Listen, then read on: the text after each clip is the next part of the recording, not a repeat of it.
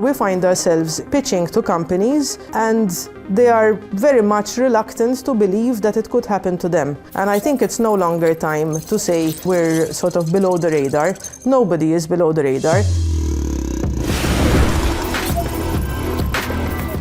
My name is Claire Cassar. I'm one of the directors and I also am the legal counsel for D4n6. D4n6 is a company which focuses on data security. We're focusing on two main areas. One is data privacy. The other part of what we do is actually information security, from policy development to guiding companies to become more secure. So I was always interested in this aspect of security, perhaps also because I have a legal background, so I like the governance part of things. It has become a pivotal role and something that a lot of industries, the minute they are using computers and systems or relying on something as simple as a mobile phone, that actually makes it sort of even easier for hackers to actually target our systems. And that's where we can provide support.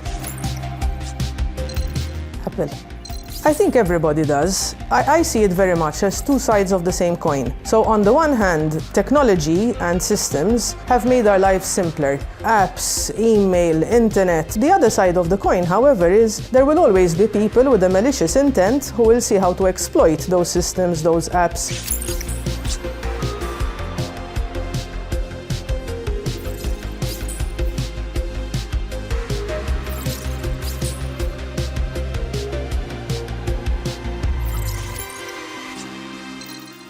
That's a difficult one. Spotify.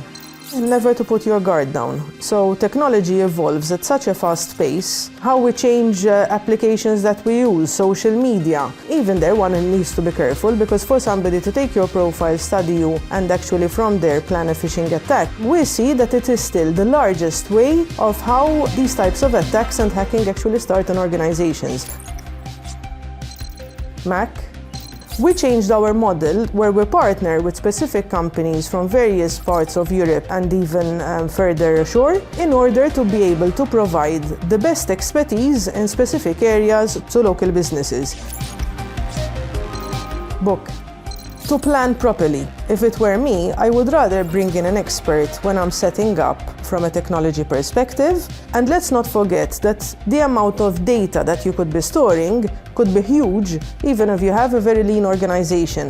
I think the biggest challenge is awareness and education. We find ourselves pitching to companies and they are very much reluctant to believe that it could happen to them. And I think it's no longer time to say we're sort of below the radar.